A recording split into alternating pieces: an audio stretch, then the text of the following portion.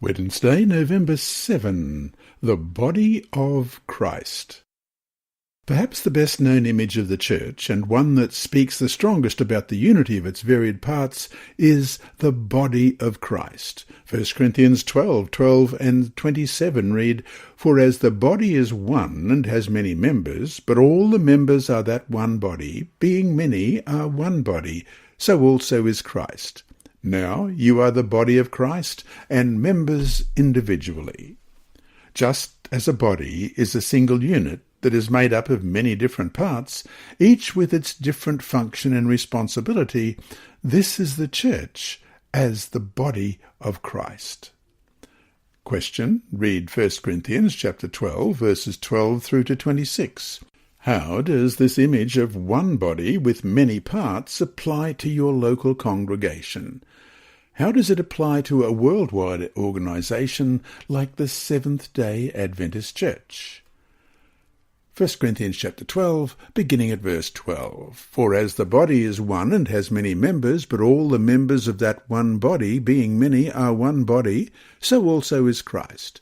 For by one Spirit we were all baptized into one body, whether Jews or Greeks, whether slaves or free, and have all been made to drink into one Spirit.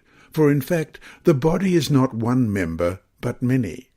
If the foot should say, 'Because I am not a hand, I am not of the body,' is it therefore not of the body? And if the ear should say, 'Because I am not an eye, I am not of the body,' is it therefore not of the body? If the whole body were an eye, where would be the hearing? If the whole were hearing, where would be the smelling?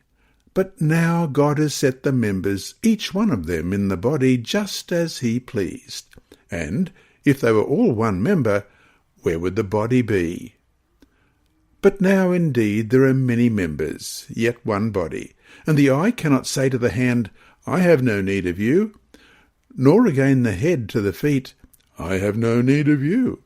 No, much rather, those members of the body which seem to be weaker are necessary, and those members of the body which we think to be less honourable, on these we bestow greater honour.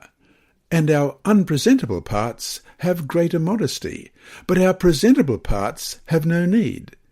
But God composed the body, having given greater honour to that part which lacks it, that there should be no schism in the body, but that the members should have the same care for one another. And if one member suffers, all the members suffer with it. Or if one member is honoured, all the members rejoice with it." Paul's teaching in 1 Corinthians chapter 12 conveys the profound reality that authentic Christian unity is not just in diversity, and certainly not despite diversity, but rather through diversity. We should not be surprised that it is the Holy Spirit who is the source of these expressions of diversity. Just as the human body is both incredibly unified and amazingly diverse, so ideally is the body of Christ, which, through this diversity, expresses the completeness and richness of the body of Christ. This image speaks directly to us as a church. In the past few decades, the Seventh-day Adventist Church has grown by leaps and bounds. The Seventh-day Adventist Church is composed of people from almost every conceivable background, culture, and environment. Our ethnic, racial, cultural, educational, and age differences must not be permitted to divide us in Christ. If anything, this diversity should be moulded by the Holy Spirit as a force for unity, revealing the truth that despite these differences, we are all one in Christ. As we have seen, at the foot of the cross, we are all equal, regardless of who we are or where we come from.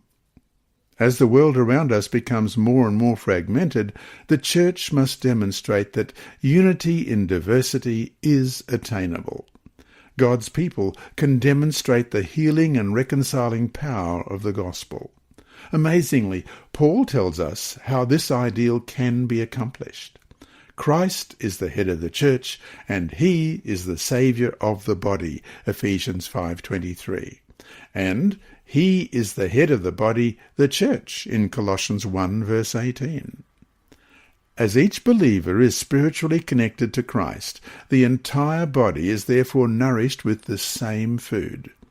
We cannot then overemphasize the importance of the study of the Word of God, obedience to what we learn in the Word, and the common experience of worship and prayer for unity in the body of Christ.